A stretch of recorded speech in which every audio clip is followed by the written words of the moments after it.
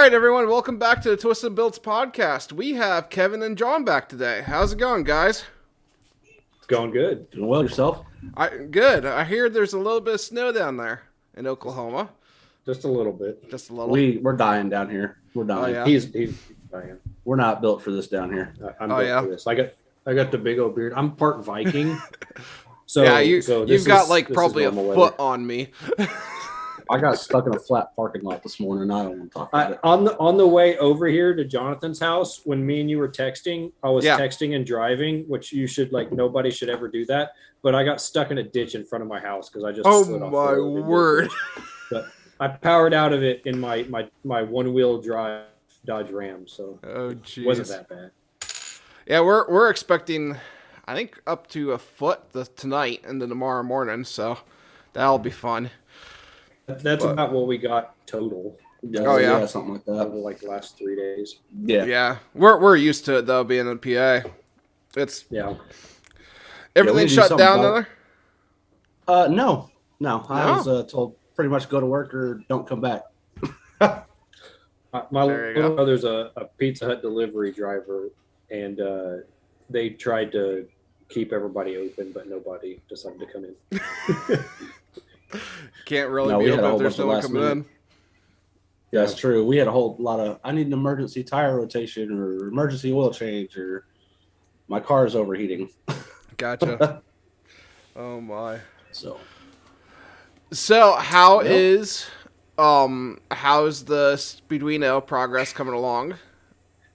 Well, how do I start with this one? He messed it all up. I didn't mess anything up. He messed it up. The last one I messed up, but not this one.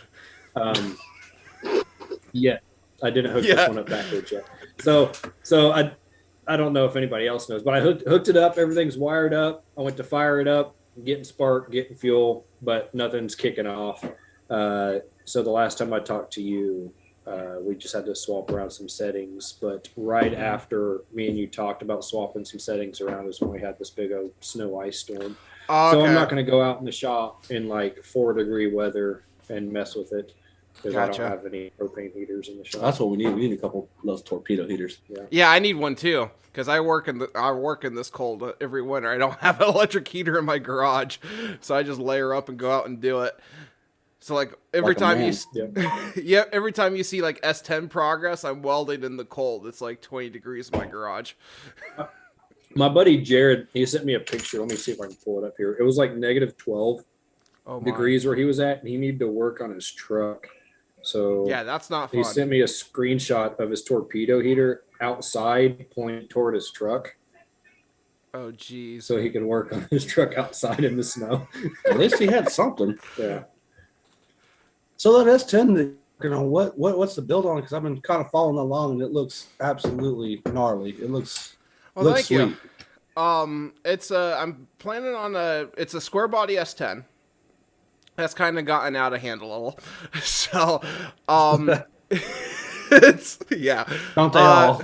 Yeah, pretty much. It started life as a 4-wheel drive square body S10. I picked it up for $400.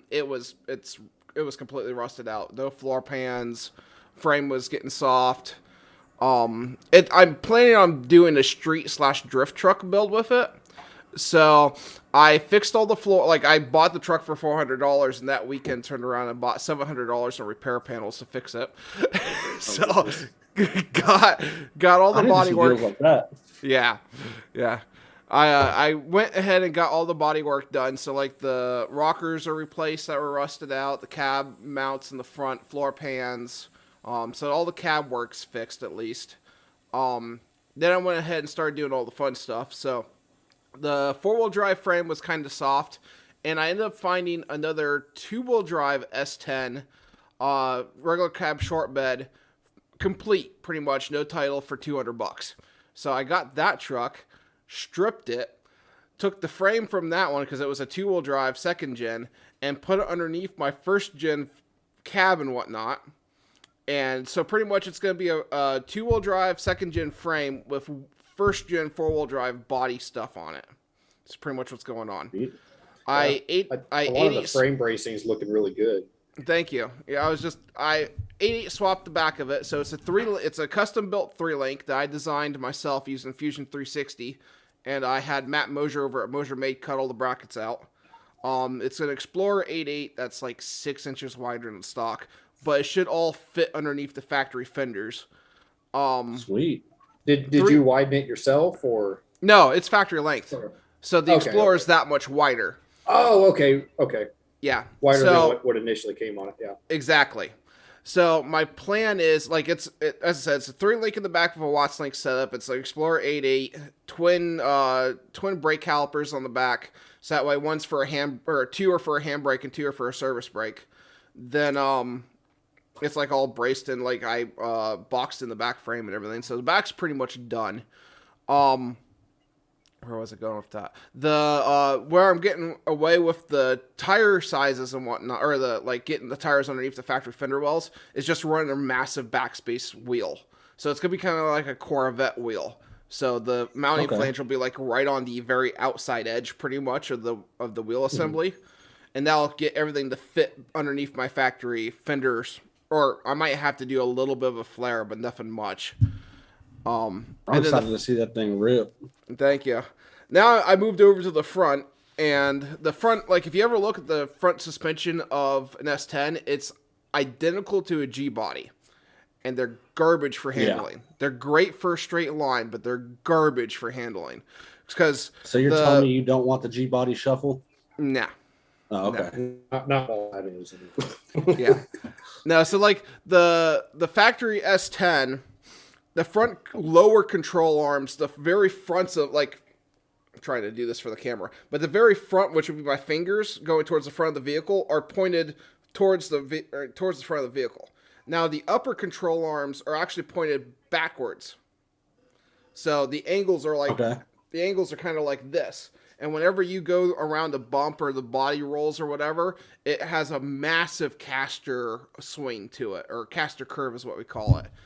And because of that and just some other geometry going on the front end, it was a very garbage design. But it was supposed to be for a truck. So, and they already had the G-body stuff on the line, so I'm sure that's why GM used it.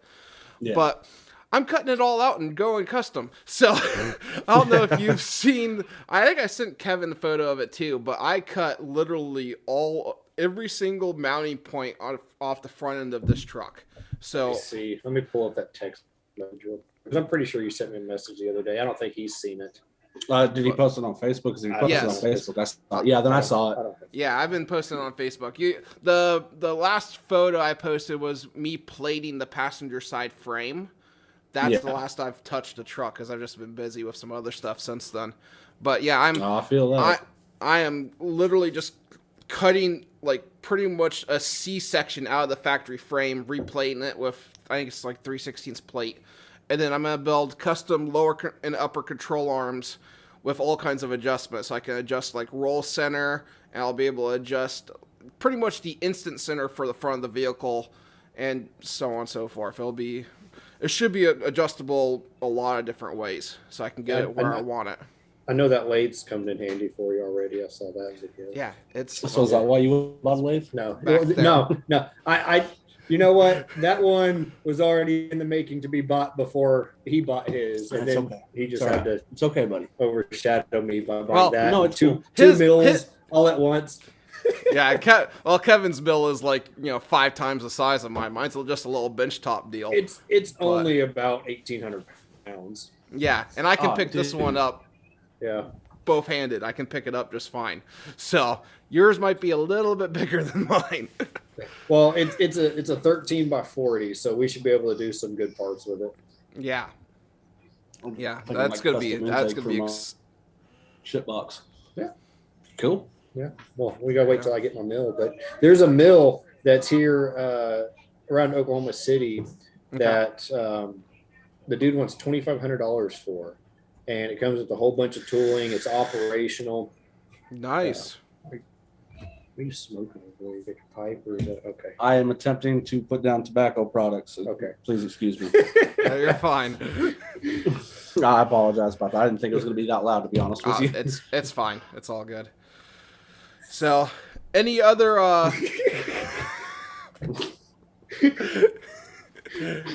Any other I've Camaro? known this guy way too long. I can tell that.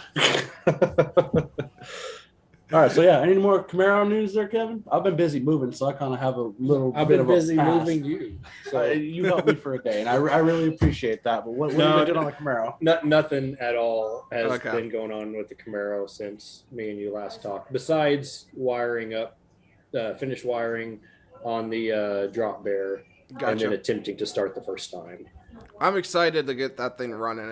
Yeah. I'm really thinking it's probably just the settings. That's what I think so too, because I tested spark on every single cylinder, and it's getting fuel, and you can see the fuel spitting out the header. So Yeah, I'm sure it's probably. it's super close to getting fired up. There's definitely just a setting tweak that needs to happen on it. Yeah, I'm pretty sure it's probably just going from sequential to waste fire. After talking to Josh, I showed you the screenshots of yeah. the, but apparently the code's just not there to go sequential yet on those. Mm-hmm. But you can wire sequential. Yeah, that 7X is tricky to It I'd is. imagine coding up, especially because it's not like an equal length on the reluctor wheel for the space Exactly. and stuff like that. So Those 4.2s have 7 reluctant. yeah, it's a 7. X? It's a 7X. I did not know that. Yeah, and except was it 2008, 2009? They came out with the 50, 58? 54, 58. I think it's 58X. Yeah, And those thing are using real the easy. LSs. Yeah. And those are real easy to adapt. But the 7X, there's just not a lot of support out there for it yet. Yeah, And the crank thinking- itself, there's no reluctor wheel. Like the crank itself is the cast, reluctor but- wheel. Yeah, Yeah. is the reluctor wheel. So Yeah, it's not. Not been in many 4.2s. I'm just being honest. I've replaced a couple. I've really never opened one up.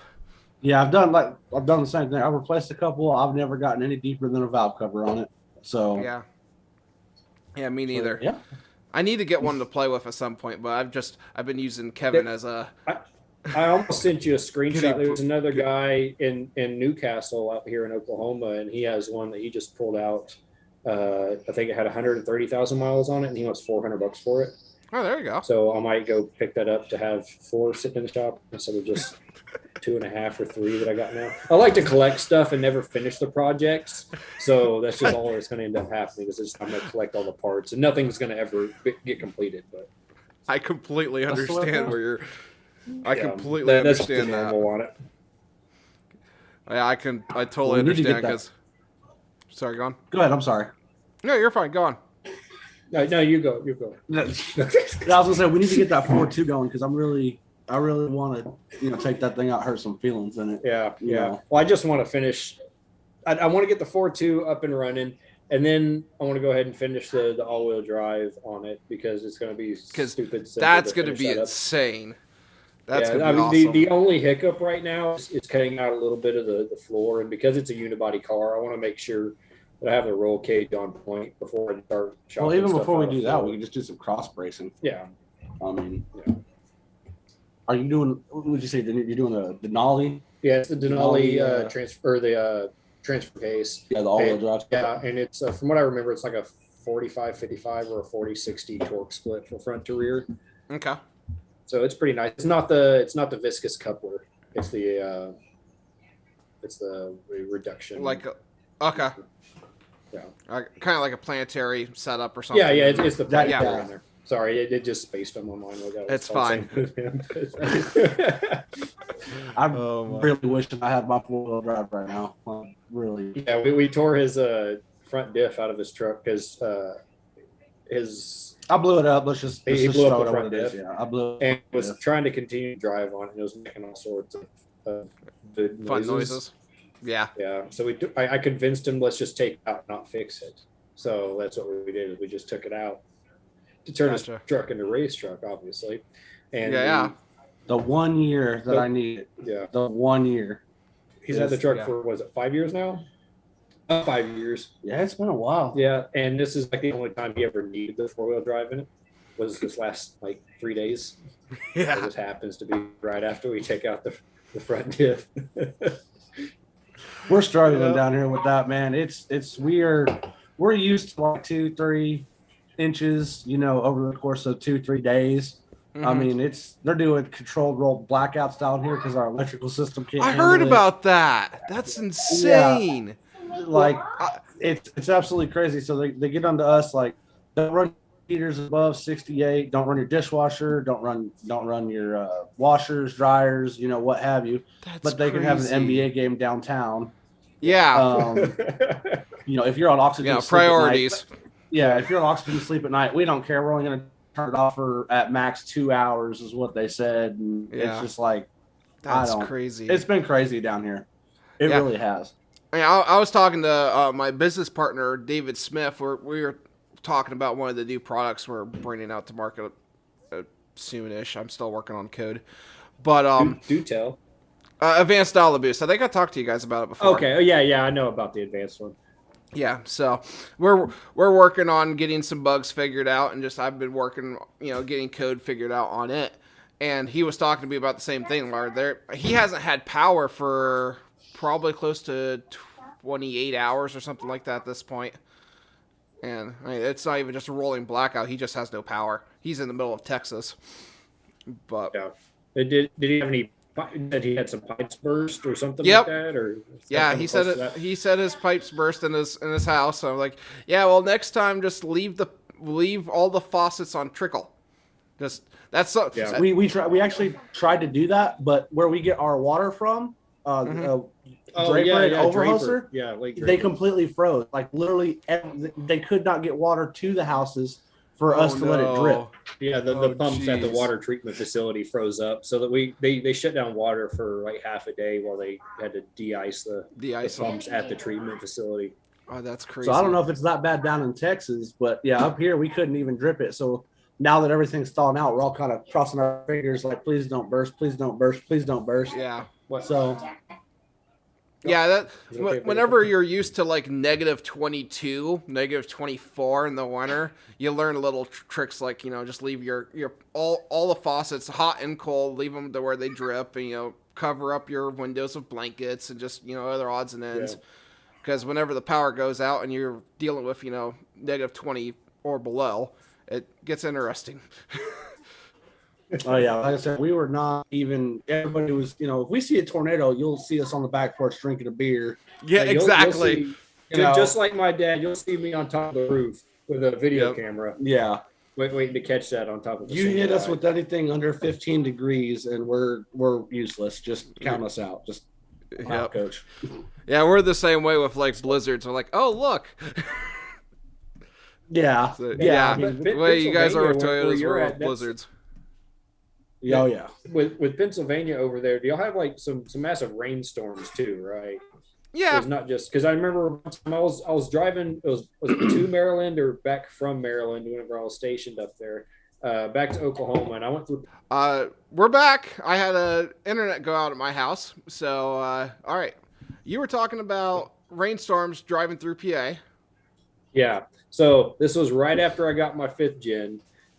So I don't know if it's common, but whenever I was driving through PA, it rained so hard I was doing like 15 on the highway and was still about to hydroplane, and I ended up getting water inside both of my headlights in my brand new car because it was raining that hard. So I don't know if that's a common thing. That's a common thing. Okay, that's a common thing. Y'all do have decent roads, or at least the parts that I drove on were new. Because the highways that I drove on were actually impressive when it wasn't raining. Okay. The highways were actually a lot better than the highways in Oklahoma. But that's bad. That was also like, this was 2000. Dude, the highways in Chihuahua, Mexico are better than the highways here. Okay. Let's just be honest. All that road work money we give away, it don't go to road work. I was gonna say you could lose bodies in some of the potholes in PA. Mm-hmm. It's about the same down here. It's, okay. Yeah. It gets bad. Yeah, I don't know what they're doing with that, but they should do something here pretty soon because they should tax us more so they could spend. Oh, they did for us, and then they spend it elsewhere. They literally. This is a bridge. Oh, okay, yeah. Yeah, we put in a nice new bridge. They're trying to turn Oklahoma into a tourist state, and it's failing hard. we have like this. What do you call it? We live the here. surf It sucks. Yeah, we're landlocked. Okay. Okay. It's Oklahoma. Yeah, we have a surf attraction to where you can go on a man-made surf thing off the side of the highway. I'm just gonna say, like, this summer, I'm probably gonna go to that park. Okay. Are we gonna do some things in the sand that we did? Dude, my wife is right there. Be quiet. Okay. We got drunk downtown like years ago. We ended up drawing some. My wife is right there. It's okay. We ended up drawing some obscene pictures in the sand down at some of the volleyball courts. We got kicked off by one of the security guards, who was also drunk, I might add, because he wrecked his truck and his headlight was falling out of his truck. So he was yelling at us for the same thing he was doing. Oh, jeez. That's about the excitement down here in Oklahoma. Just get drunk, tear stuff up. We need better life goals. Yeah, we do. It's sad. I'm so ashamed to live here. Really, it's like that a lot of places, because around here there ain't much to do unless you're building cars and doing stuff like that. So I understand completely. That's wow. Small world, huh?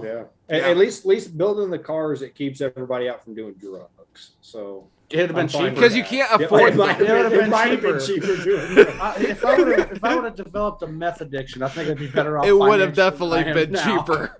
I have no doubt in my mind a drug addiction would have been cheaper.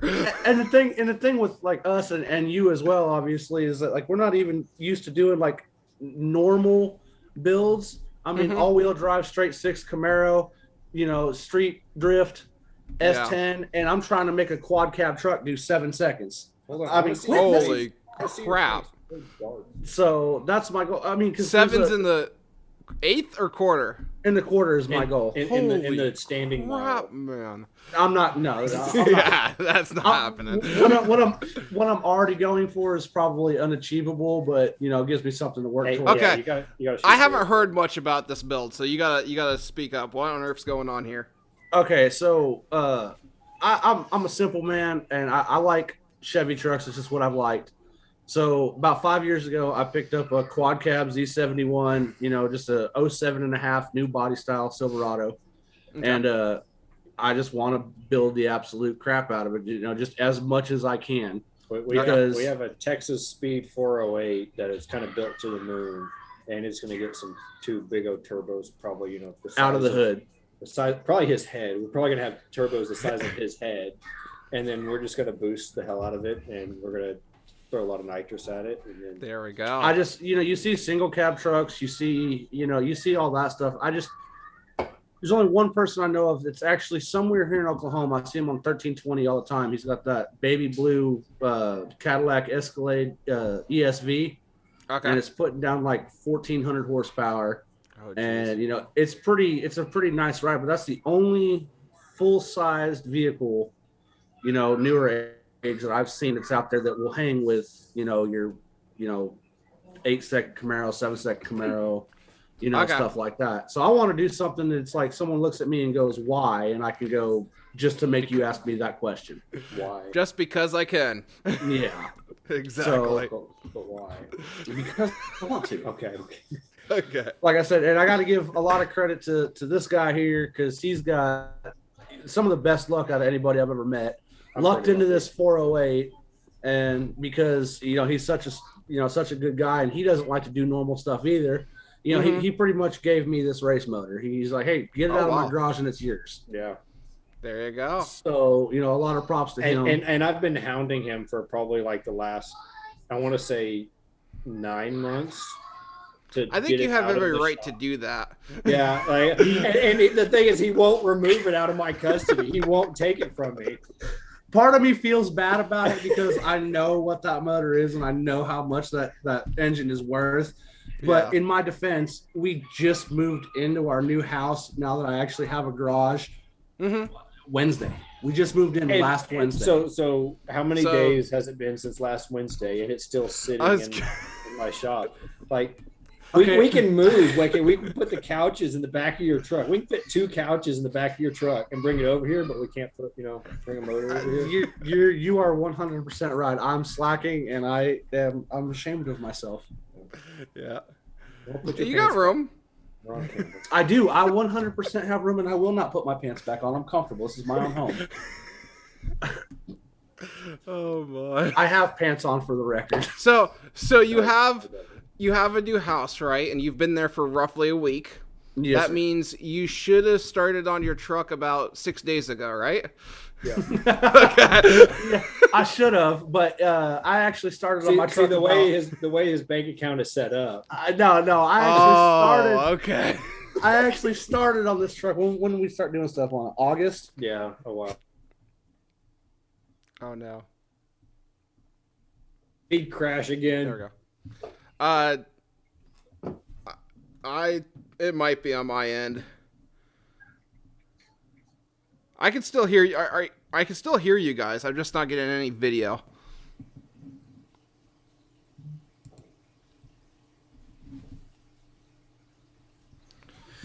There we go. We back on?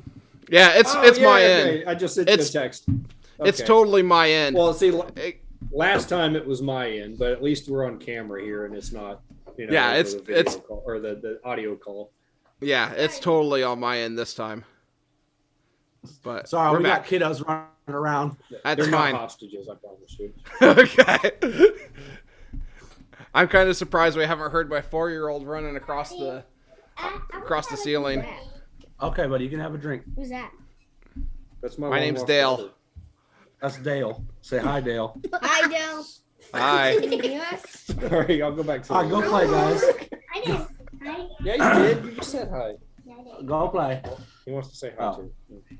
Hi, Dale. Hello. Okay. All right, so yeah, I just want to have something that I could take to the track and hurt feelings, and then turn around and haul scrap metal out from the shop. Just a Chevy, so he could just drive it to the scrap metal place. But... Come on. I mean, yeah, he's mad at me. I mean, if it was a Ford, I'd be all for that. But we can't all have LS swap Dodges. I mean, they make good engines, but the rest of the truck. Just wait till this camera turns off. Okay. Yeah. Oh my word. Oh wait. Yeah, I can't really mad. say anything because I'm dumping a pile of time and money into an S10. So. But those little S10s, they get down. They are. Yeah. But being down here, out of the Rust Belt, especially being, in a southern state, you can pick one up for $400. The one that's in Bill's yard down the road that hasn't run since 1987, that's got mice living in it, he still wants $5,500 for it. Yeah. Which is insane. So, we need to set up a business to where I'm going to go get like a gooseneck trailer or something, and we're going to go ahead and buy everything that's rust-free down here, drive it up to Pennsylvania. People do and then that. We sell it for like 5 times. People do that. It's seriously a thing. Yeah, I know. What is it? The dude from Driveway. it's fine. Oh gosh, we got a minion. Guys, go play. I am so sorry. Oh, you're fine. You're fine. This is fine. Oh, hey, y'all need to quiet down. as they're screaming. But the driveway engineer, he went and got I want to say 4 or 5 truck beds, and he was selling those for like $1,000 a pop, like a rust-free, just a bed. Yeah. No, Did they really go for that much up there? Yeah, rust-free. Yeah, like for $1,500. Yeah, $1,000 for a bed's not unheard of. For real. I'm dead serious. There's you can drive down my street right now, and there's truck beds and guys parking out trucks that have no rust on it, and that's like a $300 thing down here. Yeah, I hate you. Well, I mean, on the flip side, I can't get a truck for $400 though. Yeah, I can score a truck for $400, but it's really, really rusted out. No, I mean, you come to any junkyard down here, and you're set for life. There, one in particular I know of is back in my hometown area. They specifically go south of the Mason-Dixon. They'll get in the Maryland or south, pick cars up, transport them back, do their used car inspection and whatnot, get them on the lot, and they are worth all kinds of, I wouldn't say all kinds a lot, but I mean, they're definitely higher than everyone else in the area because they're rust free. There's nothing on them. So, and we're not around here. I would say 07, 06 Silverados are kind of not a thing right now because they're completely rotted into the ground. Really? Yeah. Oh, I will have to show you photos. I'll have to send you, text you guys some photos of just, fender wells in the back of these beds where you can see pretty much into the bed. Which they don't pass. That's not a fault. That's a feature. It's for aerodynamics. It's weight reduction. Yeah, weight reduction and aerodynamics. Yeah. Sorry. Wow. Yeah. No, I apologize. That's honestly mind blowing because my truck is, like I said, it's 07, and you get underneath that thing, and it's pristine. There's not a lick of rust on it anywhere. Yeah. No, those trucks rot fast up here. My Camaro, just being in around the Chicago area and around the Baltimore area, just for this 3 years? It wasn't even that long. Maybe it wasn't that long. I know I had it was storage for a while. 2.5 years, maybe. Okay. But just being on those salt roads for that long, I don't even like going underneath the car anymore because everything is just corroded. Yeah, and it's kind of sad. I mean, we don't even use salt down here at all. No. Even now they're dumping sand. Okay. Yeah, we used to use just salt, and now it's like a mixture of some of the state trucks drop salt, and some of them do this liquid brine, which is like salt on steroids for metal. It's bad. Really? Oh yeah, it gets nasty. New York State is known, my hometown area. I was really close to New York, and New York State's known for using liquid brine on roads, which it works great. I mean, it will dry a road. That's oh, I'm sure. I have no doubt. That's why a lot of them are getting replaced currently, but yeah, that stuff will dry. Like, you could have a road that's literally 0 degrees outside. You could put that stuff on it, and it will dry that road, and it attacks everything. So, I mean, rubber, steel, it doesn't care. It just attacks it. But it gets bad up here. So yes, I'm very jealous of your guys' rust-free cars. Yeah, I mean, especially slinging wrenches for a living. That. We don't. Oh, we don't have to worry about that at all. Yeah, honestly, whenever I worked at Firestone with him. It really wasn't that bad. You rarely saw something in that you had to break a bolt on, or you had to cut something off because it was rusted. It was like maybe one time in the entire time of me working there had I. Oh wow! Now here's a question I've always wanted to ask a southern Tex. You guys use torches down there? Because we are not allowed to. A thing. Well, yeah, not allowed to. We are not allowed to. The official answer, the unofficial might be official. So the officials know. Wow. Okay. We are supposed to fill out what's called a hot work permit.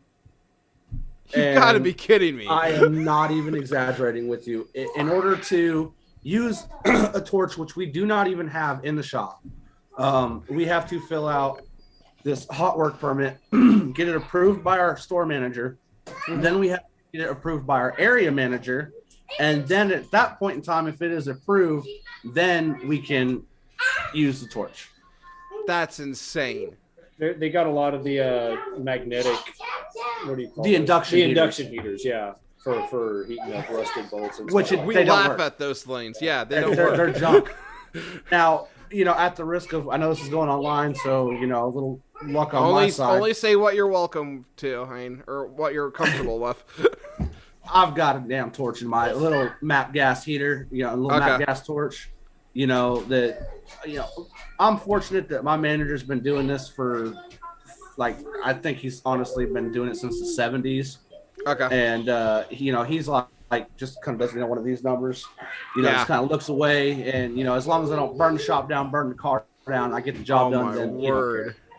Which at the end of the day, that's what we're there to do. So yeah, so whenever I have to go after rusty bolts, which is a thing up here, and everyone uses a torch and is very well versed in it. Yeah. We'll set things on fire. Like, oh look, it's on fire and it's dropping onto the cement ground. It's like, oh, what is it gonna set the cement blocks on or the cement floor on fire? Okay, so with using torches and stuff, do you have a certain kind of preference on penetrating oil? Like, is there a certain brand that you kind of... They all burn. Best? They all burn. Okay. But is there something that you've in your experience with working of nothing but really rusty stuff, but is there something that we can have down here that might help us out for that one time? Enforced by BG seems to be really good. That is one thing that I wish we had. We were able to use as BG products. Oh yeah, we have BG at most of the dealers around here, and Enforce from BG is pretty good. Yeah, it's we one used of the best BG I've seen. when I was working for Chevrolet up in Tennessee. I love their products. We don't use them down here. Yeah, I don't know why. I would say for the stuff that's completely rusty, we're like, okay, I'm probably going to have to give it, go after the Torch, but I want to try this. I'm going after the Enforce from BG. That's normally my go-to. And if that doesn't work, it does light on fire really well and helps you melt the bolt. So. Now, do you guys have like a separate labor line for if you have to, spend 2 hours getting that one bolt out? No. Really, really bad stuff. Yeah, we could probably ask for an extra couple tenths. But besides for that, no, that's not a thing. Well, that's bad. That's bad. Yeah. Spend 4 hours on a bolt for 2 tenths extra. We don't spend 4 hours on a bolt. It melts. Okay. It can't be out. tied if it's liquid. Yeah, I guess exactly. That's the difference between us. Because when I see a stuck bolt, I'm thinking, man, this is going to be hours and hours of trying to get this thing out. Nope. We grabbed the Torch. I mean, I had one. Oh man. 2 weeks ago, it was a 90 F350 that the thermostat housing right on top. It was busted straight in. There's bolt. The head of the bolt snapped right off, and I was like, hey, let's just heat this thing up and get it out. Nope, my hot work permit was denied, and so then I had to drill and tap. Hot work permits, come on. Anyway, go on. I am not even exaggerating. I was told no, and then I was like, well, the only other option is to drill and tap. I mean, drill it out and retap the intake or replace the intake. That's insane. Tomorrow when I get to work, I will send you both a photo of our Torch set. We have extra bottles at the shop. It's like, I want to say the oxygen bottle itself is probably an 80-pounder or 100-pounder. I'm so jealous of you right now. And then I want to say it's like a 40 or it's probably a 40-pound acetylene bottle because you use a lot more oxygen than you use acetylene. Yeah. So. Well, I mean, the amount of times we actually run into something like that down here probably doesn't justify the cost of having a setup like that down here. Yeah. That's like, I wanted to ask because I knew you guys were down south, and like I've seen it on Facebook and whatnot, some of the groups I'm in that apparently they didn't have torches down south. I'm like, what on earth? Because I'm not used to that. It's like, you look at a car sideways that's older than 10 years old, you're grabbing a torch. I mean, down here they just look at it like a liability because you get that young kid that. A bolt that doesn't need to be torched, you just need to go grab that 1/2-inch ratchet. His first instinct is, I want to be cool and use that torch, and then they burn a shop down. We're probably just dumber down here, so they don't trust us. That might be it. We can't even handle 14 inches of snow. Yeah, we're dumb down here. It's cool. From where I'm from, I'm from kind of southeast of Lake Erie, so we used to get the lake effect snow, and I used to live in the snow belt. I remember one year in particular, it was back in the winter 2010, 2011, pushing snow with my neck to go hunting, which I turned around and went back to the house because this isn't going to be worth it, just to give you an idea. So, even the kids down here they're loving and hating it. Like my daughter, like I said, down here, we're not used to this stuff at all. And my wife had to run up to the on-queue, grab a couple things, and she ended up getting stuck. So I tried to get the kids ready to go. So I've got my daughter wrapped up in 3 jackets, looking like a Michelin man. She's just waddling out the house, and I open up the front door, and it was the wind drifts that really got us because we only got like 14 inches of snow or something like that. Yeah, about a little over a foot. A little over a foot. Okay. Total across like 2.5, 3. We had 3-4 foot snow drifts, and I remember, just the other day, my boy comes just beelining it out the front door, hits the front porch, disappears. He's gone. Yep. I know how that looks. Yeah, and that was mind blowing to me. I was like, do I just leave him in there? Do I go get him? He disappeared. The goat from Narnia got him. Yeah. Along with all my left socks and all my 10 mils. Yeah. Oh my. So have you had any good stories lately from wrenching? Any oddball cars or anything coming in? I had one. It's been weird the last couple of days because the temperatures have been so cold. I mean, it's even like the cars down here just aren't okay with it getting not used to cold. it. Yeah, I mean, I had one the other day that I was chasing, a lean condition that we just could not. I couldn't figure it out. I mean, it ended up being. I was being what's the word on it? I was looking for zebra prints instead of hoof prints, kind of thing. Okay. What's the word? I have no idea what you're talking about. I honestly don't know. Either. when you're looking for a problem that's not there, like you're over analyzing it. Okay. The Chevy Ecotech motors that have the PCV built into the valve cover. The valve cover. Into them. Yep. And like the check ball falls out and falls into the intake or whatever. Yeah, I had one of those come in, and we're not allowed to test drive down here. If it's raining, if there's snow on the ground, we are not allowed to test drive. Really? 100%. We are not allowed to test drive. Rain, you're not. Nope, we are not allowed to exit our parking lot. That is I told you, it's probably because we're just dumber down here. Yeah. We'll go like Kevin. You've seen the rainstorms we drive in. We'll drive in those on there'll be customers that drive on those on bald tires, and it's just another Monday. Yeah. We can't. We are not allowed to. Okay. But that's also that's a big shop name too, so there might just be more liability. Probably liability with that versus like a mom and pop or. Yeah. So I mean, other than that, there really hasn't been anything too crazy. I mean, I've had two in particular I wanted to share with you that I haven't posted anywhere.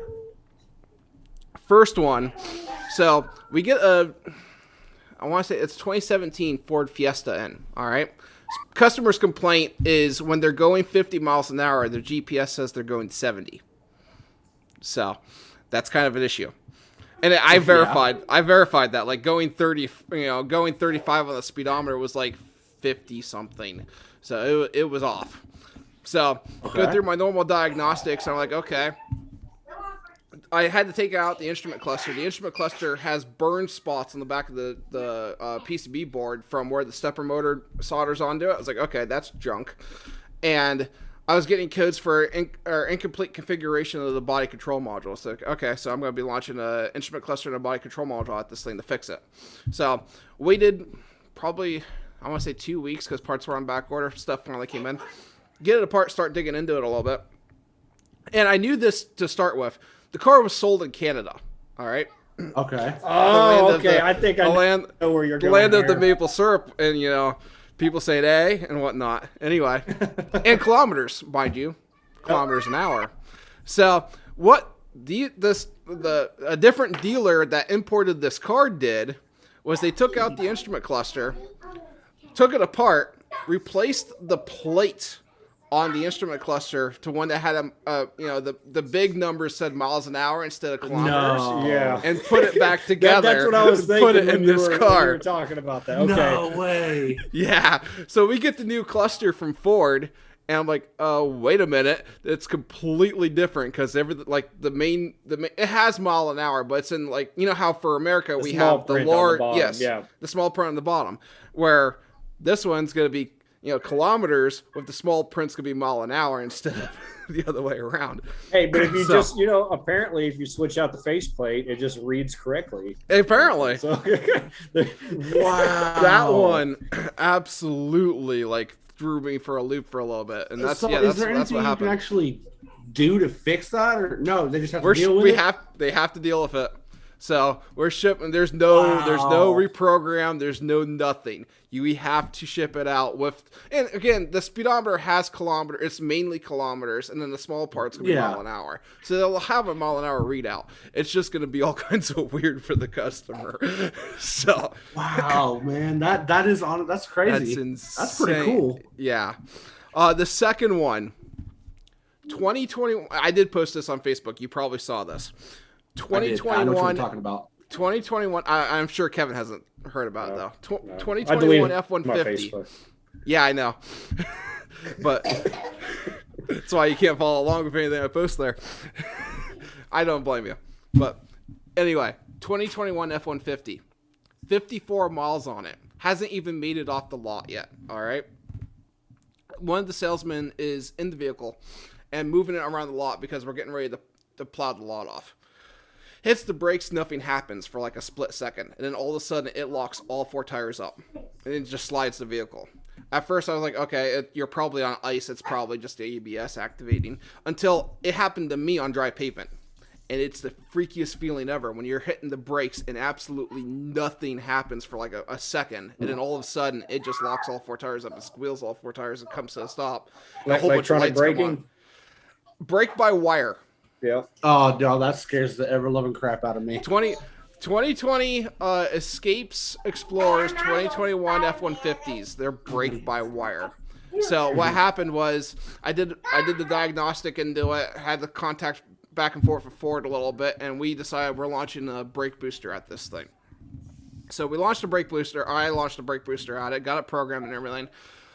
There's absolutely no connection between the brake pedal and the brake, like the hydraulic system on the vehicle at all. You can hit the brakes all you want. Like you can open up the bleeders on calipers and hit the brake pedal all you want and nothing, absolutely So is that nothing what happens. just the default is? If it senses anything wrong, it just locks up all 4 tires immediately? I believe so. That's what it was doing. So super safe when you're doing 70 on the highway and then, Exactly. a wire just jiggles loose.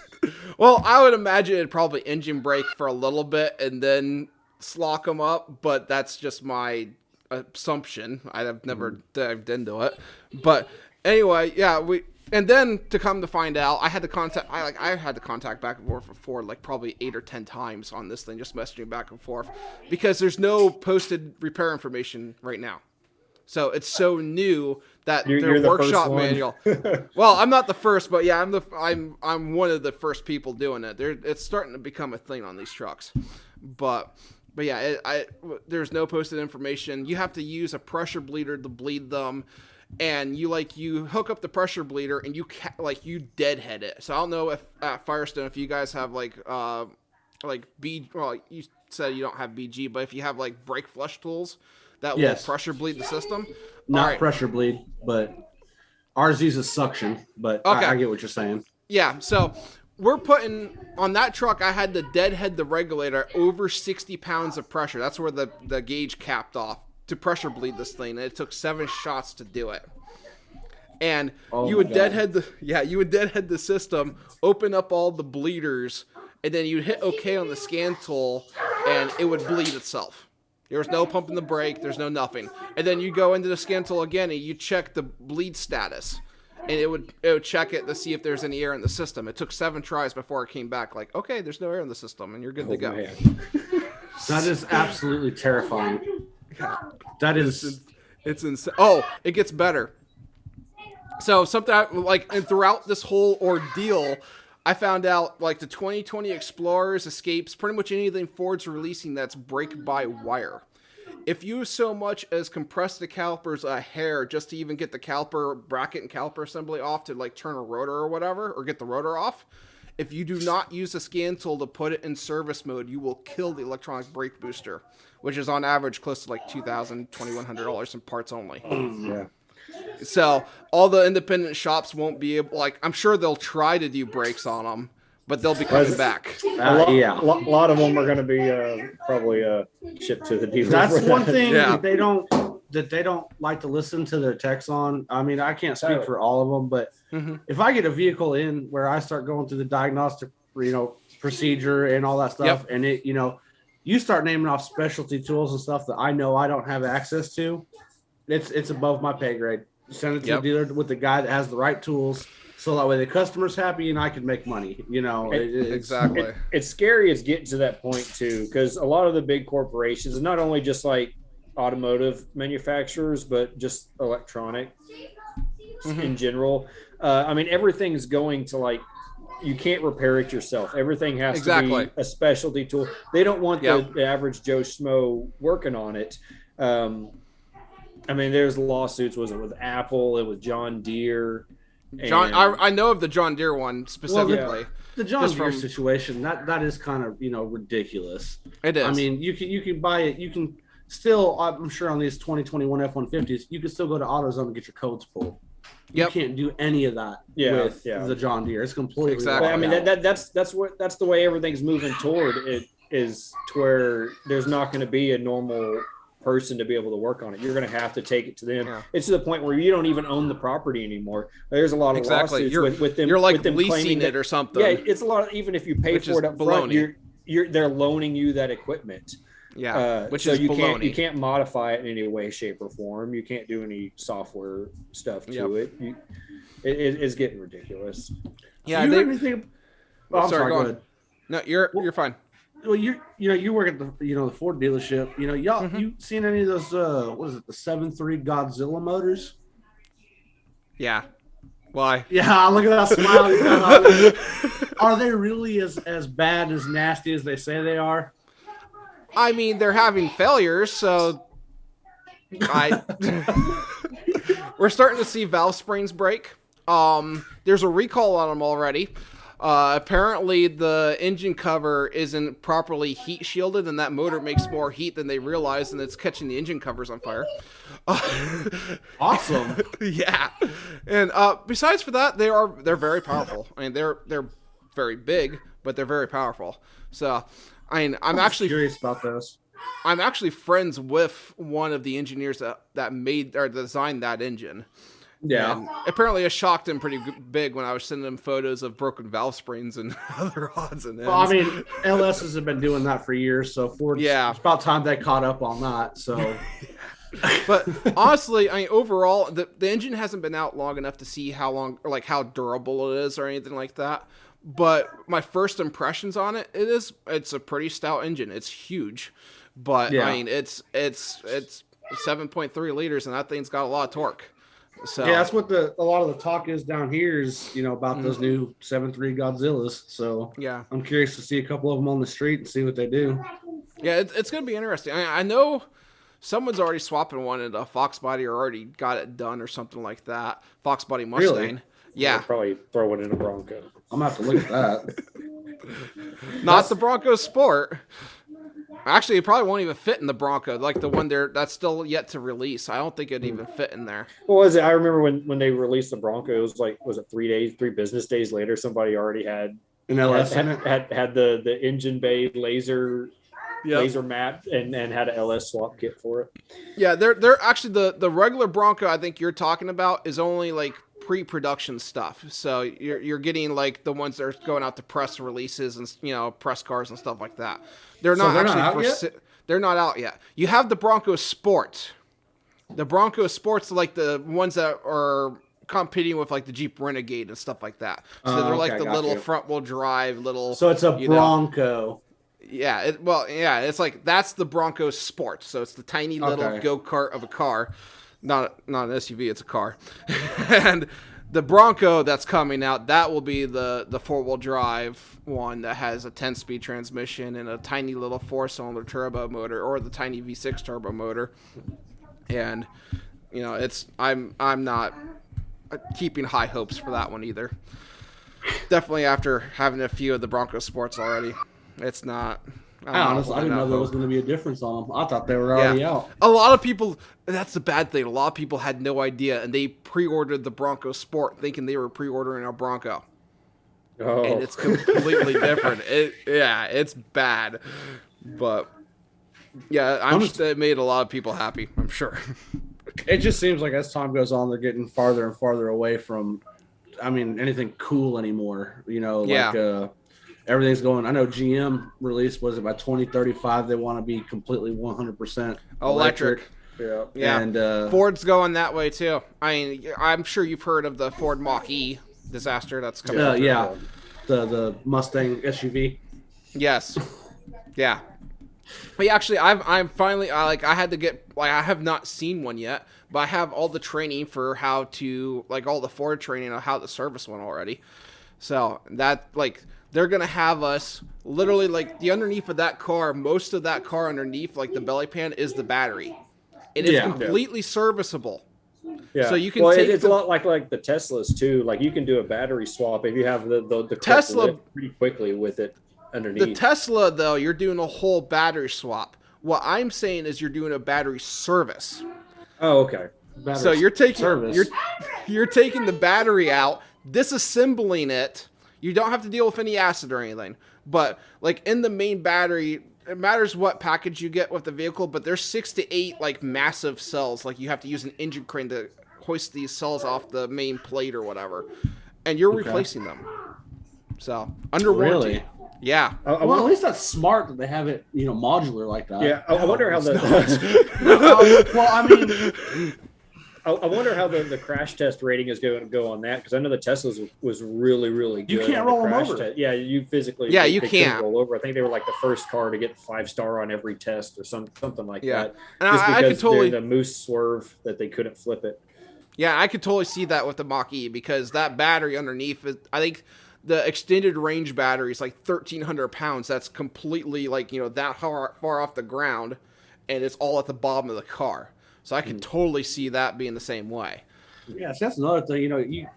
All the training you get on that, we're told, figure it out. Yeah.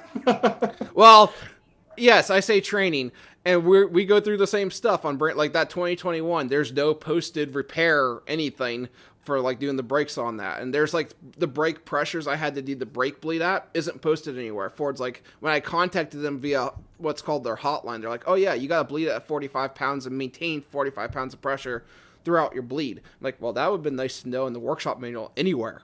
Somewhere. So, but yeah. What I was meaning by the you can replace the individual batteries, like the Silverado hybrids, the Tahoe hybrids, anything like that. If you have any sort of issue whatsoever, it's the whole battery, the whole kit and caboodle. It's the whole thing. And in my opinion, that's probably how this Mach-E should have been, and the Ford products should be. Like, I know the older hybrids, the older Ford, like Ford Fusion and stuff like that, that's how they are. You get the entire kit and caboodle battery. And with the Mach-E, they're having you take it apart and clean it, like clean the sealing surface, and you're like pressure checking it once you're done, and all this stuff, and it's oh, okay, yeah, I see what you're saying. Yeah, it's not a bright idea. Are at they, least in my opinion. Are they coolant cooled for the batteries? Yes. Yes, and that's one of the reasons why you got to seal it up to keep outside stuff from getting in, inside stuff from getting out. They're air and water cooled. So they have cooling plates and everything on them. You got to use like a special thermal paste on the bottom of the battery before you set it in with the engine hoist, and you got like that much room on both sides, and you're using an engine hoist to move it around, and it's crazy. But it's better for the environment, though. Oh, I'm sure it is. Those lithium mines are a lot better for the environment. Yeah. I would rather rip, donuts with beautiful V8 noises. I mean, they can pump them through the speakers on your door speakers. They do. It sound like a V8. Yeah, they do. Even like the Taurus SHO, they use the sound system for the Taurus does it. Oh gosh. The SHO only model, but yes. Okay. Yes, they have speakers, and they have, I think, a specific speaker right behind the instrument cluster, where it pumps in artificial engine noises into the cab. I just rolled my window down. Yeah. Actually, I don't even need to do that. But no, it's so bad. Yeah, you can drone. Yeah. You can. Oh my god.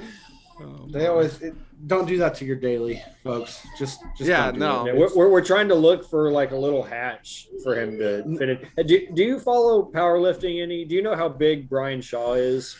No, I don't. He's four-time world's strongest man, and there's a video. I do know who you're talking about. There's a video of him getting in a Mini Cooper, and it is absolutely hilarious. So this big guy over here, I'm trying to find like the smallest, like eco-friendly hatchback I can find with whatever 3 or 4 cylinder engine with a manual transmission, because he wants to save gas now. So I'm trying to find the smallest thing I can find possible to see him try to get in it.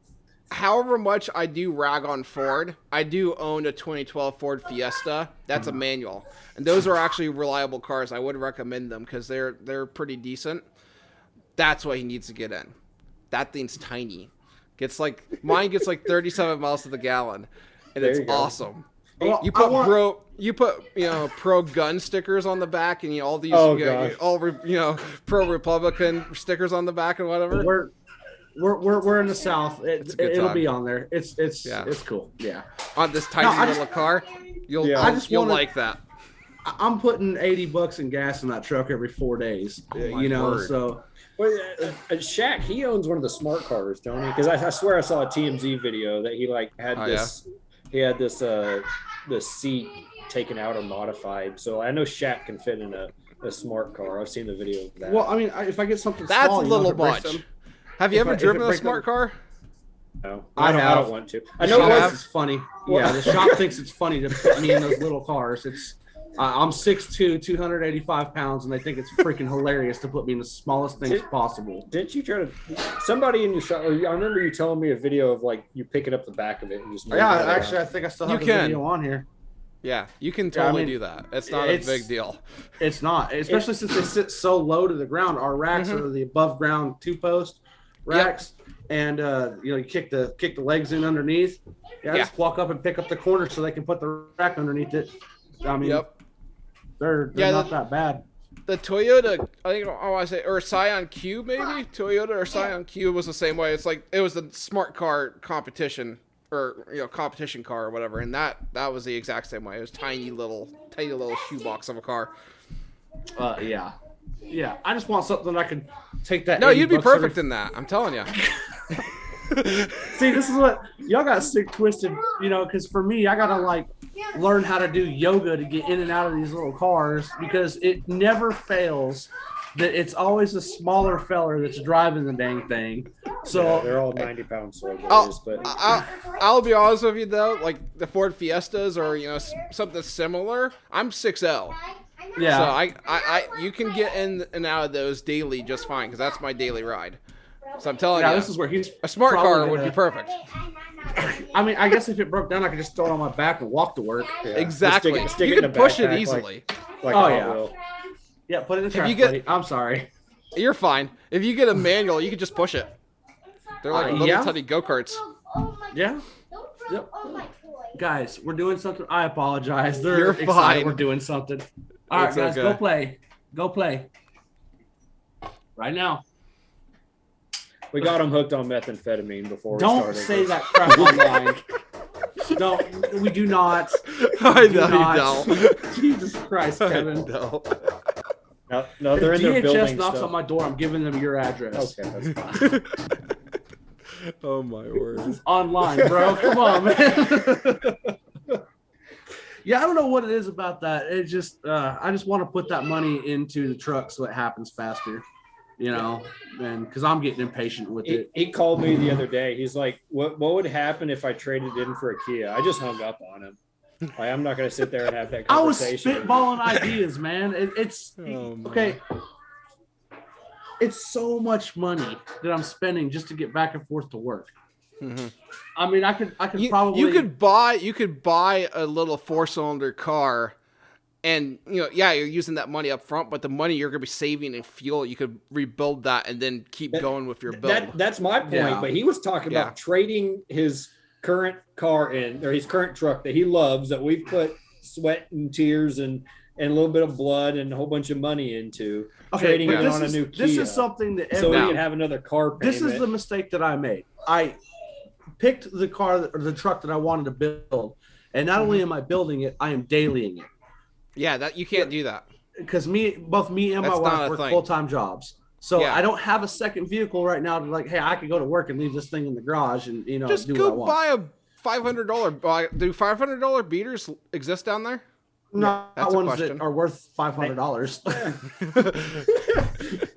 I mean, if you want it, it might have been in a drive-by or from a cartel. Yeah, but well, hey, I mean, if it's cheap on gas, I just want a couple bullet holes. I'll be fine. Honestly, that wouldn't bother me none. I mean, that's just the way it is down here. You go into some guy's field, you're going to get shot at. Oh my! Paint the car.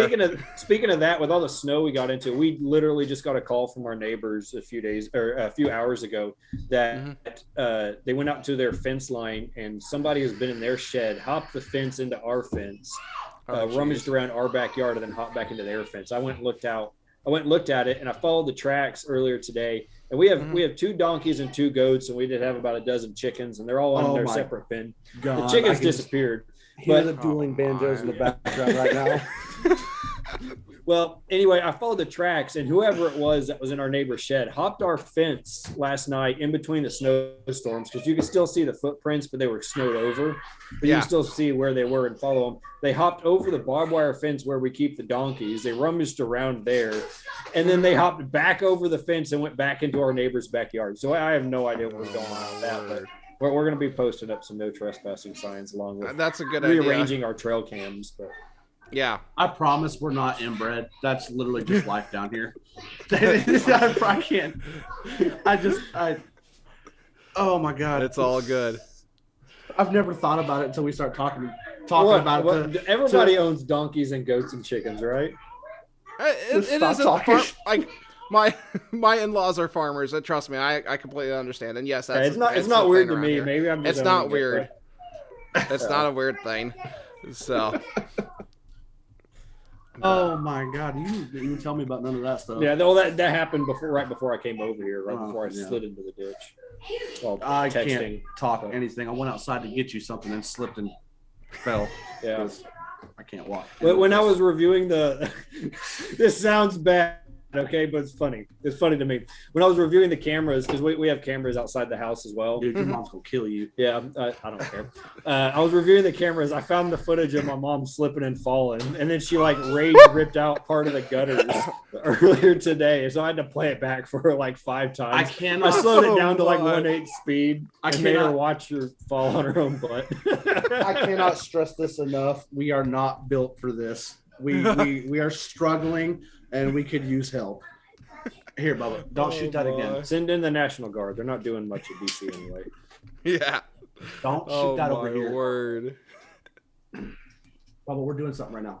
Don't shoot that over here again. I want a Spider-Man wrist toy. Sorry, my son's got the Spider-Man thing that shoots darts, and he's excited. Do we have an extra one? I'll wear it. All the kids have Spider-Man things, and I don't.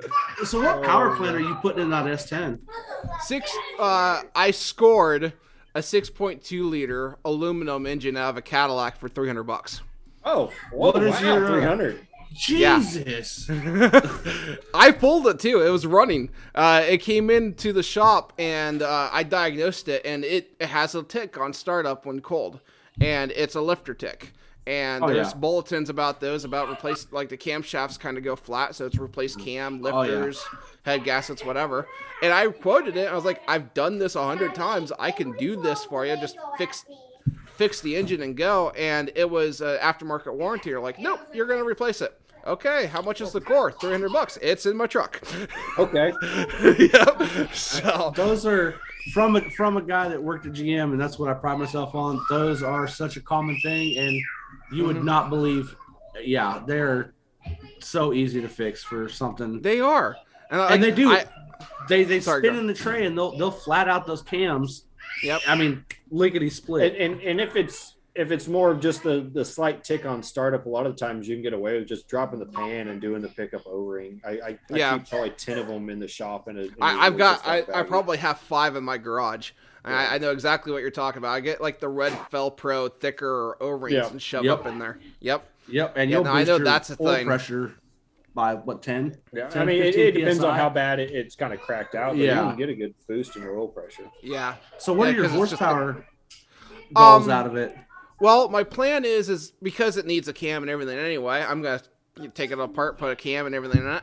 Probably the Elgin 1840p cam or little sloppy stage 2 or 3. Yeah. Yep. I know. I put a 1839, and I think that was a sloppy stage 1.5, if they even called that. Yeah, but yeah.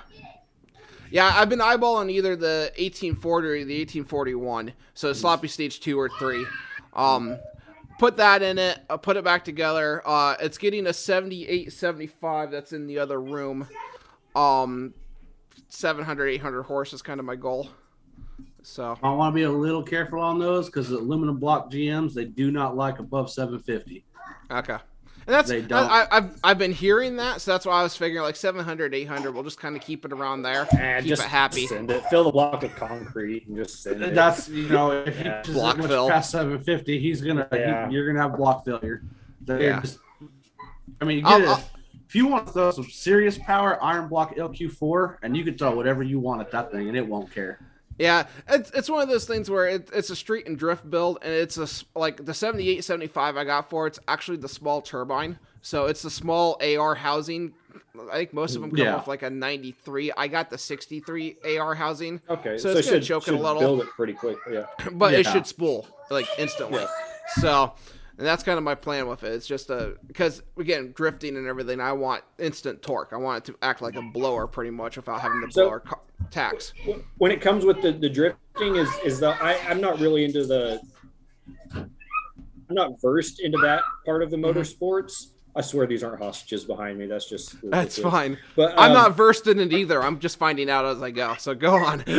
Yeah. Do they tend to lean more toward like the drifting scene? Do they tend to lean more toward the turbos only, or are there any nitrous or kind of nitrous Nitrous, as far as I'm aware, is not a thing because of how much you're because with drag racing, you're going for a quarter mile, you're there for say 12 seconds or less, and then you're off to nitrous. That's it. Where with drifting, you're going like I'm gonna be going to Evergreen, and you're going around the course a few times, and you probably would run out of bottle, or you're always on it. Okay, so you're really into the power a lot of the track.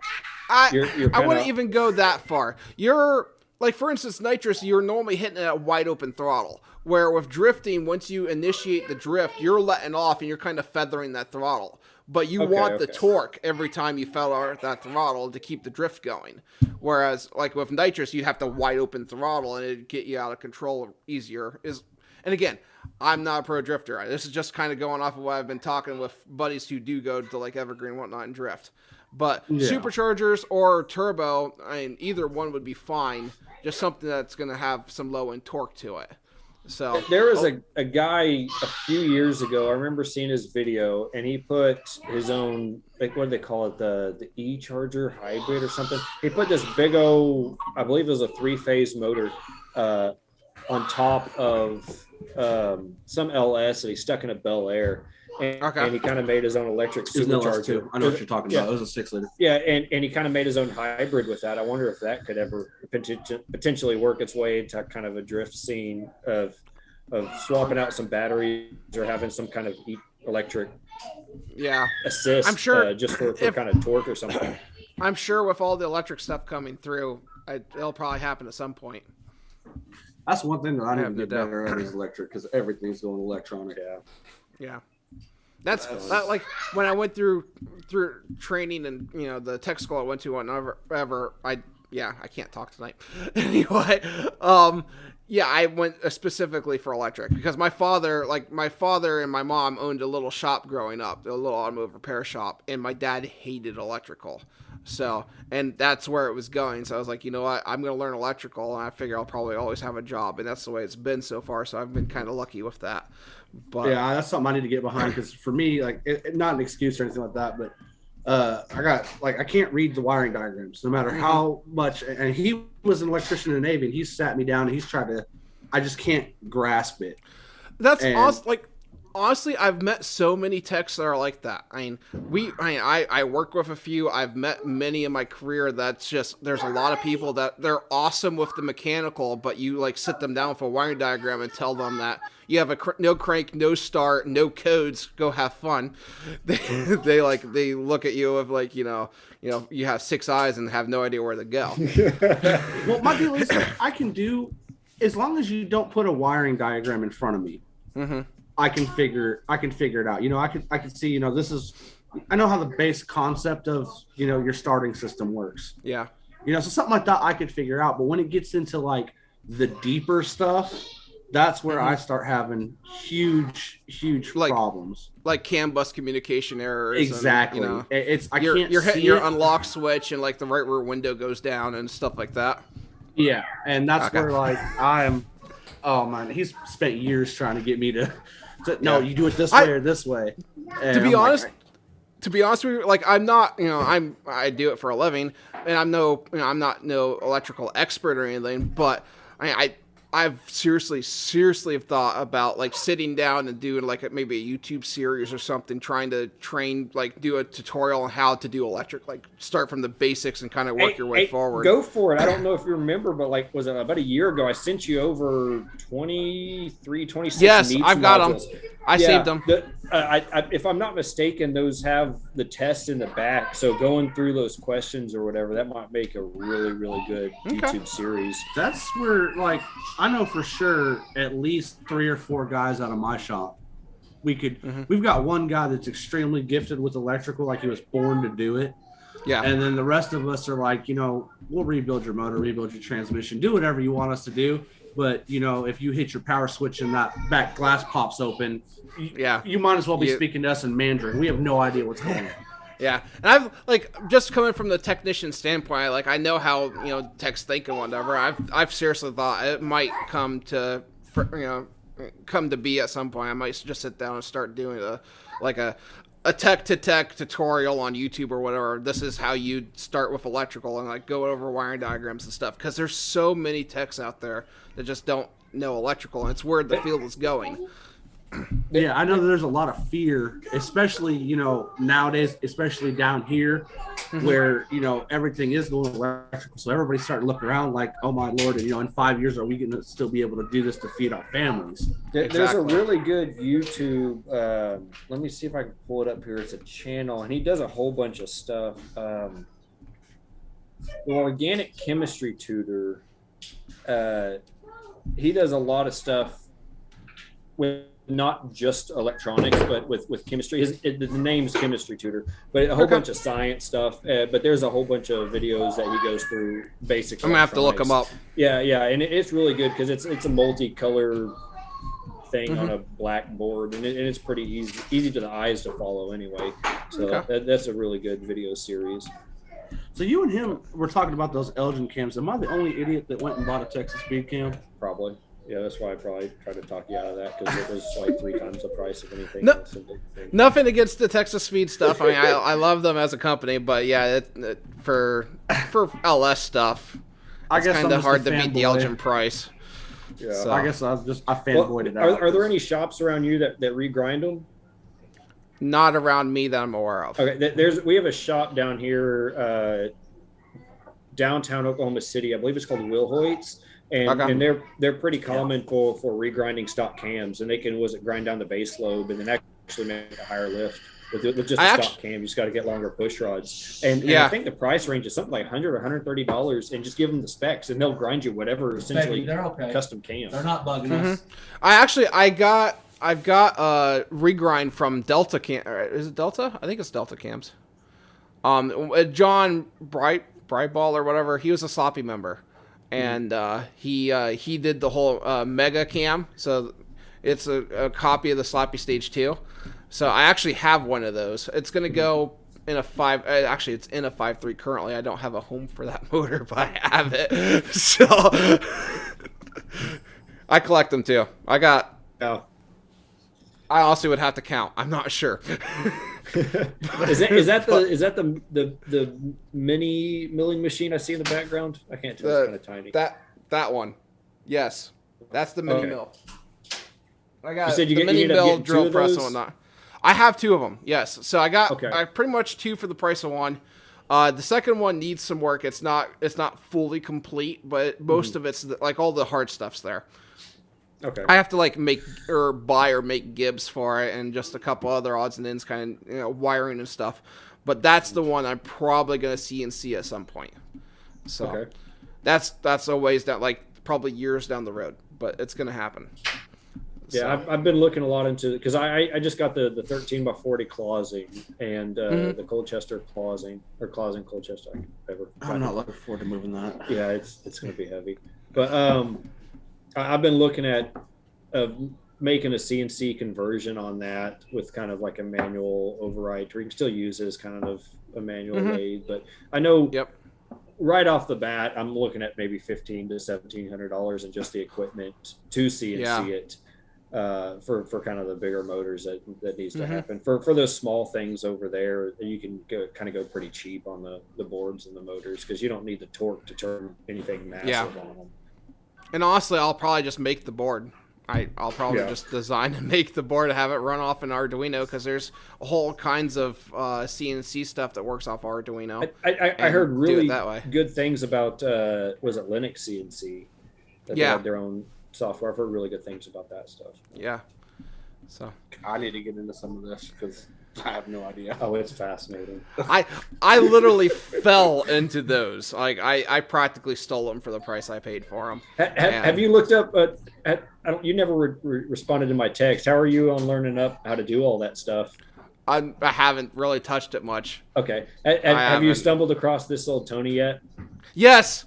Yeah. Yes, I know who you're talking about. He's probably one of my favorite YouTubers when it comes to any of that little home shop machining stuff.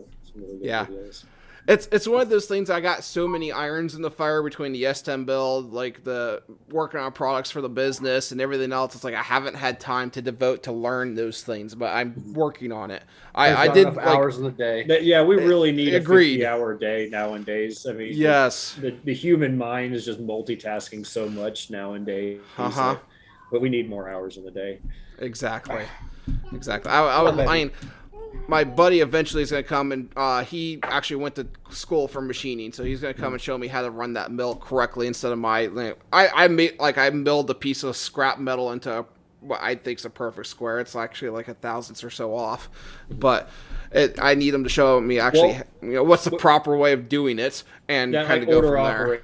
And stuff, but I mean, holding a 1 thou tolerance on a mini mill is. I had like 4 hours to burn, so I was just doing light cuts and just kind of just figuring out trial by error, which I'm sure I'm not doing it correctly. But one thing I'd stay away from is the Harbor Freight measuring tools, because I have some of those, and I mean the price is there, $35 on something. Is pretty easy to spend thinking you're getting something, but I've went through 3 or 4 sets of those, and they all I mean, they claim they're carbide anvils and such, but you hold them up to the light and they're glued in crooked, and you go to do any kind of measuring with them and they're a thou or two off just because they're crap. So I'd stay away from any kind of collecting the Harbor Freight. Yeah, which I haven't been tools. I have a snap-on addiction because of being a technician at work. So I haven't gotten as far as like the star it, measuring stuff, because that's kind of like a crazy for what I'm doing. But do you have any pawn shops around you? Because I found a lot of my Starrett stuff. That's not even not a thing really around here that I'm aware of. Okay. I'm sure it is once you get to cities, but okay. Yeah, I'm sure you get to like Pittsburgh. What? Go on. I said you're a Snap-on guy. Sadly, yeah. It's addiction. Mechanics. What? I said that's just Gucci for mechanics. That's all it is. I know. But then again, I really can't talk stuff because I'm a Cornwell guy. Everything I got is Cornwell. Okay. I actually like this last dealership that I'm at currently, which was the one I was at before. That's the whole mess. Anyway, the one the Ford dealer I'm at currently has a Cornwell dealer. It's the first. Hi. What are you doing? Say hi. Hi. She's cute. She's trying to get a video. But the last. Oh, you're fine. You're fine. The last or this past dealer is the first time I've ever seen a Cornwell truck. It's just that's not really a thing around here. And like the Macos, the Macs, the Cornwells, they kind of come and go, and Snap-on's always reliable. Like any shop you go around here, there's a Snap-on guy. So it's actually reversed down here. Oh, so our Snap-on guy, I actually, when I was working for GM and I was doing those lifter jobs we were talking about earlier, all the freaking time, I bought a set of Snap-on torque wrenches because their tolerances are tighter. They are. And so I bought a set of Snap-on, inch or half inch, 3/8 and a quarter, the whole shebang. Once I paid him off, he quit coming around. I have not seen him in 3.5 months. Didn't he get mad at you because you paid him off? He actually got mad that you paid off your bill. Yeah. That's crazy. Yeah. And then I've got a while before I'll pay mine off. But that's how it is with Cornwell. I bought Yeah, but we just recently had a Mack truck roll up, and it's the first time in my life I've ever seen a Mack truck. Oh, yeah? Yeah, and it was just like... They're hauling semi-trailer. trailers like all over the place. You're Yeah, so they're actually Mac tool truck. Yeah, a Mac tool truck rolled up, and he came in and was like, real nice, real friendly guy, but it's like, man, you're a day late and $1 short because, I mean, I didn't even know you existed. My future money spent on those other trucks. Exactly. Yeah, our last Mac dealer in the area, his truck magically caught on fire on the interstate. So. Oh, okay. And that was the end of that one. So, and again, that's like a fat insurance policy. I'm sure. I hope so. Yeah. I have no doubt that was probably arson, but it's a coincidence how that stuff happens. Yeah, it was a brand new truck. The truck was like maybe 6 months old. It's like something was fishy there. That's exactly. That's a little bit too much coincidence. Yeah, if it was like a 20-year-old beater of a truck, that's one thing. But when the truck's like practically brand new, I know. Talking to my dealer, they're not allowed to have trucks that old. It's actually in their franchise contract. They have to maintain like their trucks can't be older than 5 years old or something like that. They're pretty strict in some of the franchise stuff. Which that's what they all are. They're all franchises. So I mean, at least that's how it is down here. Because I know that we used to have a Snap-on guy. He got mad because he was going to sell his route, retire, and do his thing. Mm-hmm. And he had a buyer for it. And Snap-on told him no because he was going to sell him the truck, the inventory, the route, the whole shebang. Yeah. But Snap-on said no because his truck was too old, and he was grandfathered in. And then the guy who was going to sell it to couldn't buy all that stuff because it wasn't within. Yeah, and that would make sense for some of the trucks I've seen around here because the drivers of them or whatever are definitely grandfathered into stuff like that because most of the tool truck guys around here. Exactly. So that would make sense. I haven't heard of that before, but I'm sure that's what's going on here too. So yeah. How are they? They went through a bankruptcy or something not too long ago, Snap-on, right? It wasn't like a full-on... I heard a rumor of it. It was bankruptcy protection is what they filed for. Okay, I didn't really look at it. No, baby, don't touch. More of it than just whatever the news article of that they posted. But I made fun of them for a while about it, not reading the article. Oh, I asked about it. I flat out asked the Snap-on guy about it. I mean, if I'm paying you money, I want to make sure my money's, going where it needs to go. I do remember that coming through. I never even looked into it really. I thought it was a hoax at first, and B, I was like, I don't really care, and I'm still gonna be buying Snap-on stuff till he stops showing up. I'd like to make my own little independent tool truck. Like I have a school bus, I have a short bus that I did some kind of mobile mechanic stuff out of for a while. And I really got to the point where I was like, I kind of want to just buy my own brand of tools of whatever I brand or whatever brand I deem to where I'm not stuck with a certain kind. Like I'm not stuck with Snap-on or Cornwell or whatever. Or if I like this DeWalt and I like this Milwaukee, I can just go buy whatever. You can kind of mix and match and I can mix and match. Or if I want to keep Harbor Freight sockets on there for all the Lube Tech guys, if they want to get on a truck and spend $200 and then get a socket set and a wrench set there from me. Ain't nothing wrong with Harbor Freight sockets. Yeah. So that's a question for both of you guys. Is like Lube Tech's going out of their way to spend all kinds of money on tools, that thing down there? Yes, I can actually give you a heck of an example. We just had a new guy. Start. He was actually really promising there in the beginning. Former helicopter mechanic in the Army. Talked a real big game. Seemed like he was pretty decent, and it turns out that he just ain't. And he literally walked onto the Cornwell truck and racked up like $8,600 worth of stuff. Oh my word. Literally, he was hired on as a lube tire guy. That's what his whole purpose was. Yep. And I mean, he was buying tools that I have. I've been doing this for 10 years. So he was buying basically hey, what do you have in that drawer right there? Okay, I need that. And it's no, partner, you're getting a little ahead of yourself. So yes, that is the thing down here. It's kind of both ways too, because I remember the story you told me about. There was a kid who was trying to claim the shop's tools as his own. It's the same guy. It was the same guy. Mm-hmm. So he was trying to claim that the shop's So wrenches he- and he socket got- he got- sets you for know, he his, got- but also wanted all he the got expensive a stuff. ratchet set for Christmas because this is all still currently going on. He got a ratchet set for Christmas, and our boss bought a shop toolbox that's got snap-on ratchets in it because snap-on ratchets are second to none. I will vouch for that. Yep. And he tried to swap them out because he got like a set of Walmart ratchets for Christmas. Oh, he's and trying to swap out the and shops. he got Okay, that makes busted sense. for trying to take the snap-on ratchet. We are quite deep in. I just looked at the clock. We've been on for quite a bit too. So Oh, I'm sorry. we're fine. I lost track of time. It was this was a Top five, blast. fun. Yeah. Exactly. So I think that'll probably be a good way to end it. Dale, thank you for having us, man. It's Yeah, been a Hey, pleasure every thank time. you for being here. We'll have you back. All right. Have a good Bye. one, guys. Bye.